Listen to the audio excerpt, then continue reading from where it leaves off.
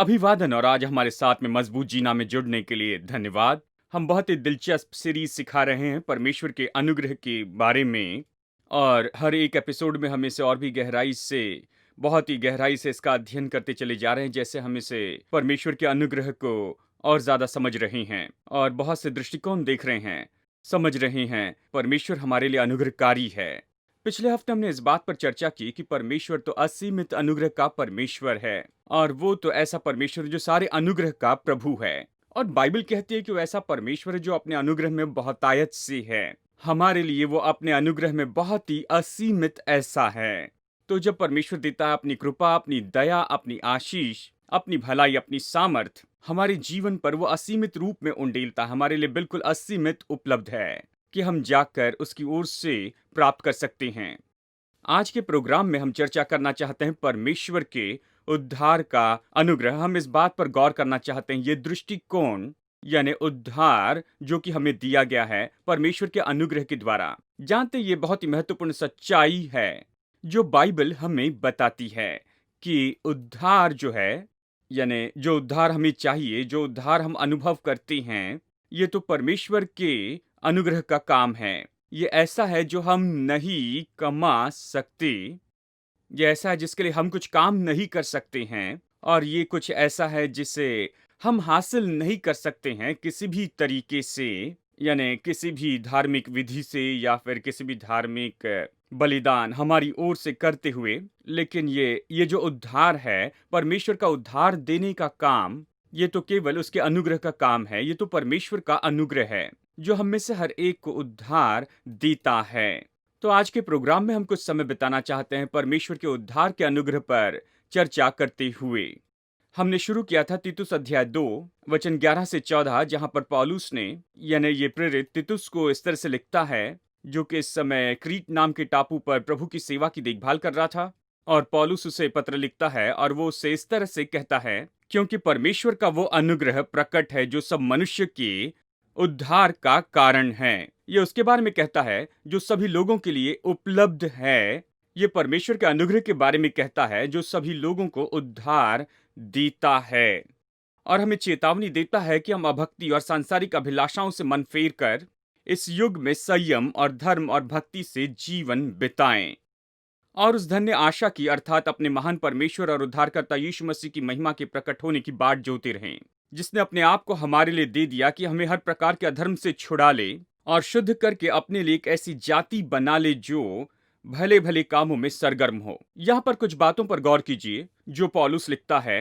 मैं यहाँ पर इन पॉइंट्स को बताकर फिर हम विवरण से देखेंगे परमेश्वर का उद्धार का अनुग्रह है। वचन 11 में वो कहता है कि परमेश्वर का अनुग्रह जो उद्धार लाता है, जो अभी सभी लोगों के लिए उपलब्ध है। लेकिन ये उद्धार हमें किस में लेकर जाता है और ये जो उद्धार है हमारे जीवन में क्या लाता है? यह हमें सिखाता है कि हम अभक्ति और संसार की अभिलाषाओं से मन फेर लें और इस युग में संयम और धर्म और भक्ति से जीवन बिताएं। यानी ये उद्धार जो कि हमारे जीवन में लाया गया है परमेश्वर के अनुग्रह के काम के कारण, यह हमारी अगुवाई करता है कि हम संयम और धर्म और भक्ति से जीवन जीते जाएं। जैसे हम यीशु के आने की राह देखते जाते हैं और मसीह इसी कारण हमारे लिए मरा। पौलुस इसके बारे में यहाँ पर वचन 14 में बताता है कि वो हमें हर प्रकार के अधर्म से छुड़ा ले, मतलब वो हमें पाप से छुड़ा ले, गलत काम करने से हमें छुड़ा ले और हमें शुद्ध करे अपने विशेष लोग के रूप में, यानी हम भले काम कर सके। अब देखिए, यहाँ पर यह बताना चाहता हूं कि उद्धार तो परमेश्वर के अनुग्रह का काम है जो कि सबके लिए उपलब्ध है। लेकिन ये उद्धार का अनुग्रह हमें भक्तिपूर्ण जीवन की ओर लेकर जाता है और हमारी अगुवाई करता है ऐसे जीवन में जो कि भले कामों का हो, जो बातें परमेश्वर चाहता है कि हम करें। ये ऐसे जीवन में हमें लेकर आता है कि हम भक्तिहीनता का इनकार करें। यानी उद्धार का अनुग्रह है, परमेश्वर के अनुग्रह का काम जो हमारे जीवन में उद्धार लाता है, वो हमें ऐसे ही नहीं छोड़ता कि हम इस संसार में संयम, धीरज और भक्ति से जीवन न जिए। ये कोई लाइसेंस नहीं है कि हम जो चाहे बस वही करते चले जाएं। लेकिन ये तो ऐसा काम है जो हमें भले कामों की ओर लेकर चलता है कि ऐसे लोग हो जो शुद्ध किए गए यहाँ व्यवस्थाहीन कामों से, वो हमें शुद्ध करता है ऐसे लोगों के रूप में, उसके अपने लोगों के रूप में। ये बहुत ही महत्वपूर्ण है। ये परमेश्वर का उद्धार का अनुग्रह है। हमारे जीवन में प्रभु के अनुग्रह का काम है जो उद्धार लेकर आता है और हमें नए जीवन में लेकर आता है। अब परमेश्वर का उद्धार का अनुग्रह यीशु मसीह के व्यक्तित्व में हमारे लिए प्रकट हुआ। मतलब केवल यीशु मसीह के द्वारा हम उद्धार पाते हैं। हम अपने जीवन में प्रभु के उद्धार का अनुग्रह पाते हैं। यूहन्ना अध्याय 1 वचन 16 में बाइबल कहती है, क्योंकि उसकी परिपूर्णता से हम सब ने प्राप्त किया, अनुग्रह पर अनुग्रह हमने पाया है।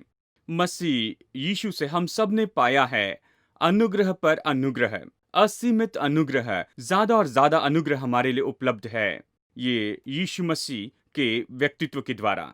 और जिस तरह से परमेश्वर अपना उद्धार का अनुग्रह देता है हर एक व्यक्ति को, ये इसीलिए क्योंकि जो क्रूस पर यीशु ने हमारे लिए किया है। रोमियो अध्याय 5 वचन 15 में पौलुस कहता है, पर जैसे अपराध की दशा है वैसे अनुग्रह के वरदान की नहीं, क्योंकि जब एक मनुष्य के अपराध से बहुत लोग मरे तो परमेश्वर का अनुग्रह और उसका जो दान एक मनुष्य के अर्थात यीशु मसीह के अनुग्रह से हुआ, बहुत से लोगों पर अवश्य अधिकाई से हुआ।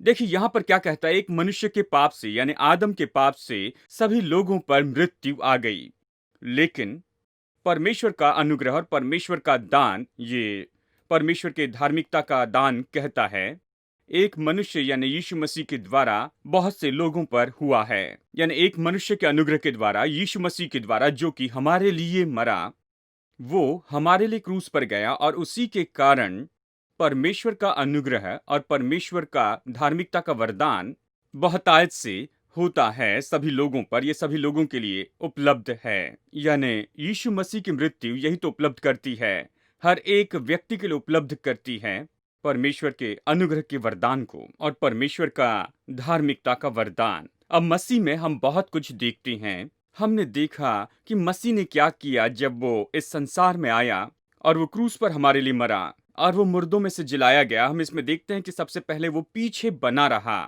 परमेश्वर के अनुग्रह के कि प्रभु हमारे पीछे आएगा, इस हद तक कि वो खुद यहाँ पर इस संसार में आएगा। परमेश्वर के अनुग्रह के कारण ही तो परमेश्वर हमारे पीछे आता है, उसके अनुग्रह के कारण ही। दूसरी बात, वो अपना अनुग्रह हम तक बढ़ाता है, यानी वो तो हम तक आता है चाहे हम कहीं भी क्यों ना हो, और वो तो पूरे पूरे संसार तक पहुंचता है, वो हर व्यक्ति तक पहुंचता है और परमेश्वर का अनुग्रह कोई सीमा को नहीं जानता है। हम उसके अनुग्रह की गहराई को देखते हैं कि वो इस संसार में आया और इस पाप में संसार में वो यहाँ पर रहा और यहाँ तक कि पृथ्वी के निचले भागों में गया, क्योंकि वो हमसे प्रेम करता था। हम उसके अनुग्रह की सामर्थ देखते हैं, मतलब वो अनुग्रह जो हमें बदल देता है और हमें उसकी उपस्थिति में लेकर आता है। यानी मसीह में ये परमेश्वर का अनुग्रह हमें दिया गया है। अब चलिए समझते हैं कि बाइबल हमें क्या बताती है उद्धार के अनुग्रह के बारे में, कि परमेश्वर का उद्धार का अनुग्रह कमाया नहीं जा सकता। यानी मैं इस अनुग्रह को कमा नहीं सकता। ये ऐसा है, ये तो अनुग्रह का वरदान है। उद्धार तो प्रभु के अनुग्रह का वरदान है जो मुझे दिया गया है। इफिसियों अध्याय 2 वचन 8 और 9, ये तो बहुत ही विख्यात वचन है। ये कहता है, विश्वास के द्वारा अनुग्रह ही से तुम्हारा उद्धार हुआ, और ये तुम्हारी ओर से नहीं वरन परमेश्वर का दान है, और न कामों के कारण, ऐसा न हो कि कोई घमंड करे। मतलब मैं अपने कामों के कारण परमेश्वर के अनुग्रह में नहीं आ सकता हूँ। अब देखिए, कई बार कुछ लोगों के लिए सही नहीं दिखाई देता है, क्योंकि हम इस तरह से सोचते हैं कि मुझे कुछ ना कुछ तो करना पड़ेगा कि परमेश्वर का अनुग्रह कमाऊं। शायद कम से कम मुझे तो मेरे जीवन को बदलना होगा इसके पहले कि मैं अनुग्रह को पाऊं। परमेश्वर का अनुग्रह कि मैं अपने जीवन को बचाऊं, या परमेश्वर को मुझे कुछ देना होगा। लेकिन बाइबल हमें सिखाती है कि हमने परमेश्वर के अनुग्रह से उद्धार पाया है। परमेश्वर ने अपनी भलाई में, परमेश्वर हम पर कृपा करना चाहता था, इसलिए परमेश्वर अपनी करुणा हम पर उंडेलना चाहता था। बस इसीलिए वो ऐसा करने का चुनाव करता है, और वो बस हमसे यही चाहता है कि हम आकर इसे ले ले। अगर हम इसके बारे में सोचे तो सच में हम कुछ भी नहीं कर सकते हैं जो वहां पर परमेश्वर के स्तर के साथ मेल खा सके। अपने आप में कुछ नहीं कर सकते हैं। हम ऐसा कोई काम नहीं कर सकते जिसके कारण हम प्रभु से जाकर कहें, प्रभु ये ऐसा कुछ है जो तुझे पसंद आएगा, क्योंकि हमारे सारे काम और हमारे सारे परिश्रम अभी भी कम हैं परमेश्वर के स्तर से। यानी बाइबल सच में हमें यही सिखाती है, वो ये है, उद्धार कमाया नहीं जा सकता, परमेश्वर का उद्धार का अनुग्रह कमाया नहीं जा सकता, हम बस इसे ले लेते हैं। रोमियो अध्याय 11 वचन 5 और 6 पौलुस कहता है, ठीक इसी रीति से इस समय भी अनुग्रह से चुने हुए कुछ लोग बाकी हैं। यदि ये अनुग्रह से हुआ है तो फिर कर्मों से नहीं, नहीं तो अनुग्रह फिर अनुग्रह नहीं रहा। यानी यदि ये कर्मों से है तो अनुग्रह नहीं है, नहीं तो कर्म कर्म नहीं रहे। यहाँ पर वो कहता है, ये अनुग्रह जो हमें दिया गया है, हम इसे कामों से नहीं पा सकते हैं, और अगर हम इसे कामों से लेते हैं तो फिर ये अनुग्रह नहीं रहा। और यदि ये हमें अनुग्रह से दिया गया है तो फिर कामों से कोई भी लेन देन नहीं है, ये पूरी तरह अनुग्रह से है। अब ये हमारे लिए जरूरी है कि हम दूर न करें परमेश्वर के अनुग्रह को। गलातियों 2:21 में पौलुस कहता है, मैं परमेश्वर के अनुग्रह को व्यर्थ नहीं ठहराता, क्योंकि यदि व्यवस्था के द्वारा धार्मिकता होती तो मसीह का मरना व्यर्थ होता। यदि मैं परमेश्वर की दृष्टि में धर्मी होता, यदि अपने कामों से या व्यवस्था को मानने से, तो मसीह का मरना तो व्यर्थ है और मुझे परमेश्वर का अनुग्रह नहीं चाहिए। ठीक है, लेकिन ये सच्चाई नहीं है। सच्चाई है, मसीह की मृत्यु केवल यही एक कारण है जिसके कारण परमेश्वर हमारे पापों को क्षमा करता और वो हमें उद्धार का अनुग्रह देता है, और इसलिए हम परमेश्वर के अनुग्रह को दूर न करें। तो विश्वासी के नाते हमें इस बात को याद रखना है, यदि हमने अनुग्रह से उद्धार पाया है, यदि हमने परमेश्वर का अनुग्रह पाया है जो हम जानते हैं कि हम इसे कमा नहीं सकते हैं, तो हमें निरंतर उसमें चलना होगा और निरंतर याद रखना है कि हम परमेश्वर के सामने खड़े हैं, ये उसका अनुग्रह है और ये तो हमारे कामों के कारण नहीं है। चाहे मैं एक नया विश्वासी हूं जिसने एक दिन पहले यीशु पर विश्वास किया है, या मैं प्रभु के साथ में हूं पिछले 10 साल से, 20 साल से, 30 साल से, मेरे पास जो उद्धार है वो ऐसा है जो मैंने नहीं कमाया है। ये मेरे पास है, लेकिन इसलिए नहीं कि मैं प्रभु के साथ में 30 साल से चल रहा हूं। ये तो मेरे पास में है केवल उसके अनुग्रह से, और ये कभी नहीं बदलेगा, चाहे हम परमेश्वर के साथ में कितने भी समय से चल रहे हो। हमारे पास जो उद्धार है ये केवल उसके अनुग्रह के द्वारा दिया गया है, और ये ऐसा नहीं जिसे हमने अपने जीवन में कमाया है। अगली बात हमें समझना होगा कि परमेश्वर का ये उद्धार का अनुग्रह विश्वास से लिया जाता है। तो परमेश्वर उद्धार का ये वरदान देता है, हम सबको देता है अपने अनुग्रह से, लेकिन हम सबको विश्वास से इससे लेना होगा। जैसे प्रेरितों ने प्रचार किया, प्रेरितों के काम में हम ये देखते हैं, उन्होंने प्रचार किया कि पश्चाताप करो और विश्वास करो।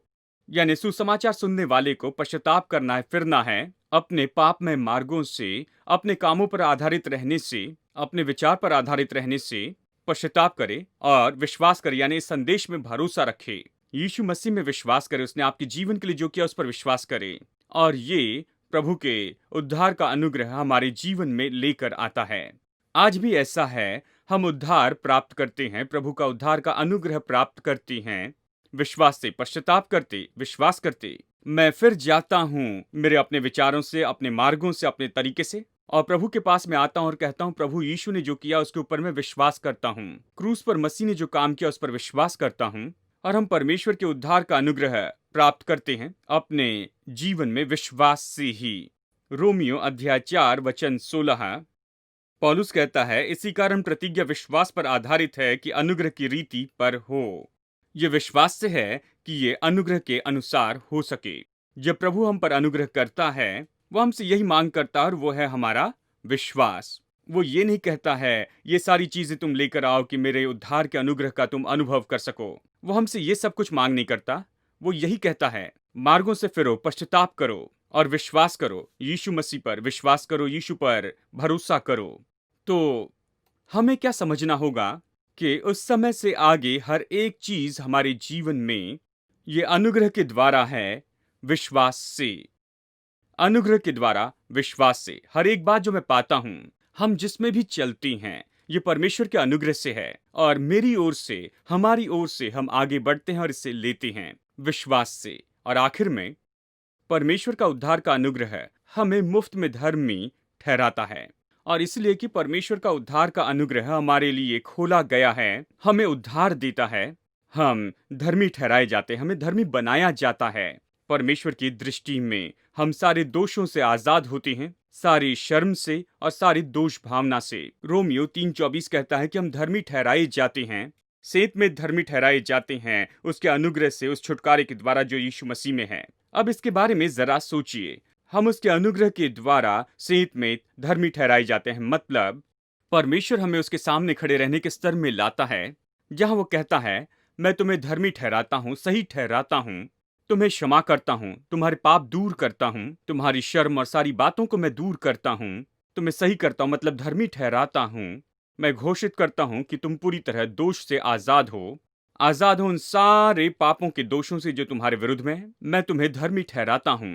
मैं इसे करता हूं मुफ्त में, अनुग्रह से, मेरे अनुग्रह से। मतलब मेरे सामने जो स्तर तुम्हारा होगा एक व्यक्ति के रूप में जिसमें कोई भी दोष नहीं है, कोई पाप नहीं, कोई शर्मिंदगी नहीं, दोष भावना नहीं, ये स्तर ऐसा है जो मैं तुम्हें देता हूं मेरे अनुग्रह से। मतलब आप और मैं तो कभी इस जगह को कमा नहीं सकते हैं कि हम परमेश्वर की दृष्टि में धर्मी ठहराए जाए, या परमेश्वर की दृष्टि में धर्मी ठहराए जाने के लिए हम कोई काम नहीं कर सकते हैं। यह ऐसा है जो परमेश्वर अपने अनुग्रह से हमें देता है, और हमें यही करना है कि विश्वास से उससे लेना है और कहना है, प्रभु धन्यवाद। और इस तरह से हमें सोचते जाना है। हमें अपनी और वैसे ही देखना है जैसे हमें परमेश्वर बुलाता है। मैंने तुम्हें धर्मी ठहराया, वैसे तुम खुद को देखो जो धर्मी ठहराया गया है, जिसके विरुद्ध में पाप के बारे में कोई भी दोष नहीं लगाया गया है, जो मेरी दृष्टि में पूरी तरह से शुद्ध है, जो मेरी दृष्टि में धर्मी है, जो सही है कि मेरे सामने खड़े रहें, क्योंकि मैंने उस व्यक्ति को ये सब कुछ दिया है। मैंने अपने अनुग्रह से उस व्यक्ति को ये सब दिया है। तो हम तो धर्मी ठहराए जाते हैं उसके अनुग्रह से। परमेश्वर ये इसलिए कर सकता है क्योंकि यीशु मसीह में यहाँ पर छुटकारा है। ये तो यीशु का छुटकारे का काम है जो उसने क्रूस के ऊपर किया था, कि हम अभी परमेश्वर के सामने खड़े रह सकते हैं। ऐसे लोग जो कि धर्मी ठहराए गए हैं, उसकी दृष्टि में शुद्ध हैं, बिना किसी पाप, दोष भावना या फिर हीन भावना के। रोमियो अध्याय 5 वचन 1 और 2 यहाँ पर पौलुस ये कहता है, अतः जब हम विश्वास से धर्मी ठहरे तो अपने प्रभु यीशु मसीह के द्वारा परमेश्वर के साथ मेल रखें, जिसके द्वारा विश्वास के कारण उस अनुग्रह तक जिसमें हम बने हैं हमारी पहुंच भी हुई, और परमेश्वर की महिमा की आशा पर घमंड करें। यानी हम विश्वास से धर्मी ठहरे। परमेश्वर वो हमें देता है और हम विश्वास से उसे लेते हैं, और इसलिए हम प्रभु से मेल मिलाप में हैं। मतलब मैं परमेश्वर के साथ में अच्छे संबंध में हूँ, हम प्रभु के साथ में अच्छे संबंध में हैं। हम परमेश्वर से भयभीत नहीं हैं, परमेश्वर से डरे नहीं। हम ये नहीं सोचते कि परमेश्वर हमें गिराएगा, हम पर क्रोधित है। वो सब चला गया। परमेश्वर से हमारा मेल मिलाप हो गया, परमेश्वर के साथ हमारा अच्छा संबंध है। हम उसे अपना पिता कहते हैं, वो हमें बेटे और बेटियां कहता है। ये कैसे संभव है? क्योंकि हम धर्मी ठहराए गए हैं अनुग्रह से। हम विश्वास से धर्मी ठहराए गए उस छुटकारे के द्वारा, यीशु मसीह के द्वारा, जो यीशु मसीह ने हमारे लिए किया है। तो हमें समझना होगा कि ये परमेश्वर का उद्धार का अनुग्रह है। ये अनुग्रह है जिसके द्वारा हमारे जीवन में उद्धार लाता है। परमेश्वर का अनुग्रह है जिसे हम कमा नहीं सकते हैं। परमेश्वर का अनुग्रह जो बस विश्वास से लिया जाता है, और परमेश्वर का अनुग्रह जो हमें परमेश्वर के साथ में सही संबंध में रखता है। ऐसे लोग जो कि परमेश्वर के सामने धर्मी ठहराए गए हैं, और हम परमेश्वर के साथ मेल मिलाप में होते हैं। हम उसके सामने खड़े होते हैं क्षमा पाए और शुद्ध होकर। पौलुस लिखता है 2 कुरिन्थियों अध्याय 6 में वचन 1 और 2 में कहता है, हम जो परमेश्वर के सहकर्मी हैं ये भी समझते हैं कि उसका अनुग्रह जो तुम पर हुआ उसे व्यर्थ न जाने दो। क्योंकि वो तो कहता है, अपनी प्रसन्नता के समय में मैंने तेरी सुन ली और उद्धार के दिन मैंने तेरी सहायता की। देखो अभी वो प्रसन्नता का समय है, देखो अभी वो उद्धार का दिन है। कहता परमेश्वर के अनुग्रह को व्यर्थ न जाने दो, मतलब इसे ऐसे व्यर्थ न करो। परमेश्वर हमें वो अनुग्रह देता है। अब उद्धार का हमारा समय है, अब ये स्वीकार करने का समय है। इसे व्यर्थ न करो, अनदेखा न करो अपने जीवन पर परमेश्वर के उद्धार के अनुग्रह को। जानते हैं, कुछ लोग जो देख रहे हैं इस प्रोग्राम को, शायद हो सकता है आपने अपने जीवन में कभी उद्धार का अनुभव नहीं किया है, लेकिन आज आपने प्रोग्राम में सुना है जहां तक कि बाइबल कहती है उद्धार हमें मुफ्त में दिया गया है, अनुग्रह के वरदान के रूप में। यीशु ने क्रूस पर जो काम किया है उसके कारण ये हमें दिया गया है। पौलुस कहता है, इसे व्यर्थ न जाने दे, इसे बर्बाद न करें, इसे ले ले, क्योंकि अभी स्वीकार करने का समय है। अभी उद्धार का समय है। इसे दूर न करें। ये न कहें कि मैं परमेश्वर का अनुग्रह प्राप्त करूंगा कल के दिन या परसों या फिर नरसों के दिन। इसे अभी ले ले, क्योंकि अभी वो समय है जहां आप भी अनुभव कर सकते हैं परमेश्वर का उद्धार का अनुग्रह है आपके जीवन में। हमें बस यही करना है, बस विश्वास से लेना है। जब हम ले लेते हैं, हम धर्मी बनाए जाते हैं, ऐसे लोगों के रूप में प्रभु के सामने खड़े होते जिन्हें घोषित किया गया कि आजाद हैं पूरे दोष भावना से, पाप से और शर्म से। हमारे विरुद्ध में कोई भी आरोप नहीं है। प्रोग्राम खत्म करने के पहले मैं कुछ समय आपके लिए प्रार्थना करना चाहता हूँ। शायद कुछ लोग हैं जिन्हें परमेश्वर के उद्धार का अनुग्रह चाहिए, और हम बाकी लोग, याद रखिए, हमने शुरू किया है, विश्वास के द्वारा अनुग्रह से उद्धार हुआ है। और चाहे हम कितने भी समय से भी यीशु के साथ रहते हैं, यह अभी भी अनुग्रह से है, विश्वास से। आइए प्रार्थना करते हैं। पिता, हम प्रार्थना करते हैं, अभी कोई व्यक्ति जो ये प्रोग्राम देख रहा है, जिसका दिल परमेश्वर को प्रत्युत्तर देकर कहता है कि मैं उद्धार पाना चाहता हूं, जो मुझे अनुग्रह से मुफ्त में दिया गया है, मेरी प्रार्थना है प्रभु तो इनके दिल को छू ले कि ये तेरी ओर देख सके हे प्रभु, और ये प्राप्त करे तेरे उद्धार के कामों को अपने जीवन में, कि लोग यीशु मसीह पर विश्वास करने से उद्धार पाए। मेरी प्रार्थना है कि हर एक विश्वासी प्रोत्साहित हो, हम में से हर व्यक्ति चलता रहे विश्वास के द्वारा अनुग्रह से। धन्यवाद करते हैं यीशु के नाम में, आमेन। हमारे साथ प्रोग्राम में जुड़ने के लिए धन्यवाद। अगली बार मुलाकात होने तक याद रखिए, जियो जिंदगी यीशु जैसे।